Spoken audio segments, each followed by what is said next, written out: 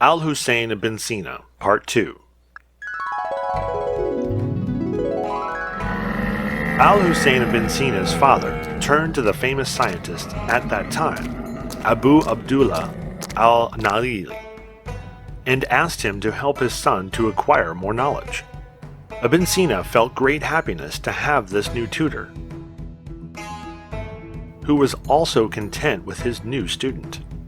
"I've heard a lot about you, Hussein, before I came here. I hope that you've heard good things about me. I've heard all sorts of good things. You are a sharp kid, and lots of people compliment your intelligence and knowledge, and most importantly, your passion for knowledge. Do you know, sir? If sleep wasn't inevitable, I would spend all of my time reading, observing, writing, and experimenting. That's admirable. That's the kind of energy and enthusiasm that I like my student to have. I feel confident and flattered, and I'm glad that this compliment is coming from my tutor. You are also eloquent and articulate. All right, let's start. Show me first the books that you're holding, so that I can decide on where to start." Here they are. It seems that things are different from what I had in mind. Don't you like the books that I'm reading and the knowledge that I'm gaining? No, your knowledge has exceeded my expectations. You have an advanced level in many sciences, in fiqh, philosophy, mathematics, and literature. You are even studying medicine as well. Okay, Ibn Sina, it seems that being your tutor is going to be one of the best things in my life. That's how the journey of Ibn Sina with his new tutor, Abu Abdullah al-Nalili, started. A journey during which the teacher gets more impressed day after day by his student.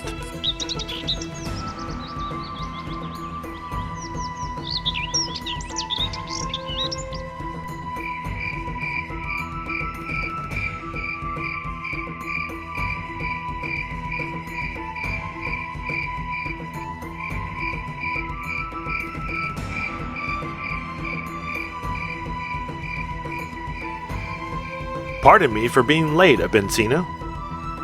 Please don't apologize, my teacher, and don't worry about me as I never waste my time. What are all of these books? Some of these are ones that you've already taught me, while the rest are books that I'm studying well so that I can discuss them with you.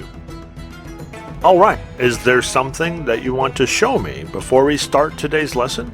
Why do you think that I have something to show you? Because I can see that you are writing intently, and that's why I'm expecting that you are preparing for a certain subject to discuss it with me. You're right, my teacher. Indeed, I was writing my thoughts of a thesis in logic, and I would like to show it to you so that we can discuss it, and to see whether you think that the results I've come up with are correct or not. Show it to me then.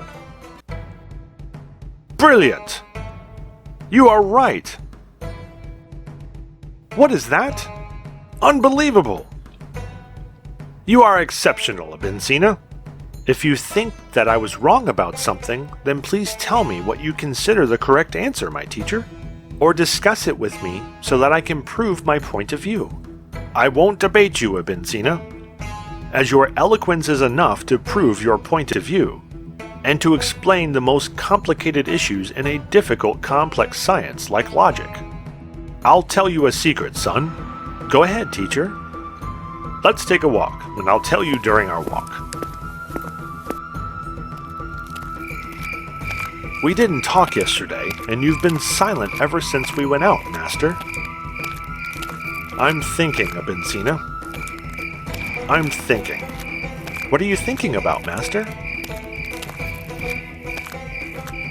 I'm thinking about what I read yesterday, these results that you've come up with. Does it require all of this thinking? Yes, these results will lead to a serious consequence. Is this the secret that you wanted to tell me? No, the secret that I'm telling you is, you are able to understand things that I couldn't understand myself. Really? Yes, I understand the general concepts of some questions in logic. As for you, you have explained, clarified, and understood the general concepts and all the details of each question. And that's why I have to admit that you have outdone me. God forbidden, Master, please, don't say that. If you hadn't explained it to me, I wouldn't have researched it. But isn't it strange that you asked me to come out just to tell me this? Oh, teacher, I feel that you're hiding something from me. I knew that you wouldn't let it slide without noticing. So it's the consequence of my notes that you've read, like you told me, isn't it? Yes, I think you understand by now. So you're leaving, Master. Do you think I had enough learning? No, but I don't have anything more to add to your knowledge. You are the one who taught me and broadened my knowledge. And I'm positive that you'll keep learning as long as you're alive. Bint Sina, never occupy yourself with anything other than gaining knowledge. Don't you ever. You're a clever boy. I hope that Allah would make you somebody who exceeds our expectations. I'm proud that you acknowledge me, my teacher, Abu Abdullah. Goodbye, Bint Sina. I'm setting off to Korkant. And I hope that Allah will grant me a long life to see what I've predicted for you comes true. Peace be upon you. Allah's peace and mercy be upon you. Thank you, teacher. I hope to meet your expectations. Abu Abdullah al-Nalili left after he ensured that Ibn Sina has moved to a new level in seeking knowledge.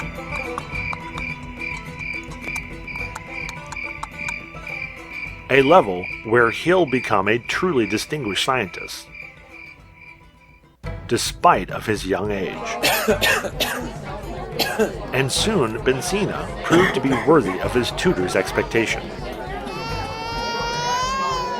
In a short period, despite his young age, Ibn Sina became a well-known doctor. He treated everyone, even the poor who couldn't afford the doctor fees. Ibn Sina didn't care about what he would gain in return for treating patients. He may even take fees from a wealthy patient and donate it to a needy patient. Ibn Sina became one of the most prominent doctors in Bukhara. But he wasn't the only doctor. The chief doctor is by the door, Your Highness. Let him in immediately. Your Highness, Prince Mansur bin Noam, the Crown Prince and the son of our Sultan, No al-Samani. What's the matter, Your Highness? Shut the door, doorman. At your command, Your Highness. The Sultan, O Chief Doctor. What's wrong with him? He has been suffering from agonizing pain since yesterday. This is a recurrent condition, and I've prescribed for him some herbs to relieve his pain before. Your herbs didn't work this time, and the pain keeps increasing minute by minute. That's strange. Perhaps he needs a higher dose, Your Majesty. No, he's very sick and he needs immediate treatment. I don't want anyone outside this palace to know about this matter. If someone knew that the Sultan is sick, things that we wouldn't be able to handle now may happen. We're heading to the Sultan's room now, and we'll see what we can do. Don't worry, Your Majesty, you are speaking to the most skillful doctors in Bukhara. Show me your skills then. Here are some miscellaneous pills. You will grind them together and make 1 tablespoon as soon as you get up. And another tablespoon after lunch. But don't overtire yourself by too much walking.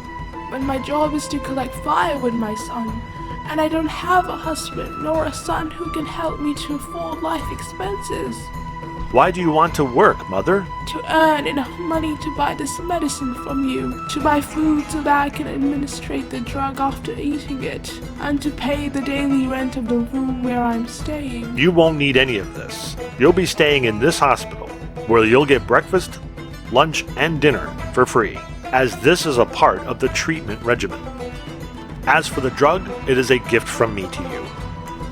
What? But this is too much, my son. Not at all, Mother. That is your right. My right? Yes. Since Allah has given me the ability to relieve people's pain, there is nothing that can stop me from doing so, no matter what. May Allah bless you, my son. and may Allah broaden your knowledge. Peace be upon you, Ibn Sina. Allah's peace, mercy, and blessings be upon you. Welcome, celebrated doctor. You are starting to become known too, Ibn Sina. Thank you. Do you know Ibn Sina? I feel sorry that you insist on working here among the commoners. What do you mean? You don't belong here. You belong to the Sultan's palace, along with skillful doctors. I don't care about this matter. Seeing the pain of those who are suffering and can't afford the treatment expenses relieved is enough for me. I'm happy that I'm able to help them to get better thanks to Allah's guidance. Then thanks to my diligence. Whatever you want, I don't have time to argue with you. Where are you going? There are things that can't be delayed. And if it weren't for our friendship, I wouldn't have come to you today. It's serious. I see. Here you go, madam. Some money. You may need it after you finish your treatment and return to your house. You must have some rest after the treatment is over. May Allah bless you, my son. Ibn Sina knew that the practice of medicine isn't like any other profession. That's why he gained fame in his field, like nobody else in his era. And he had a bright future ahead of him.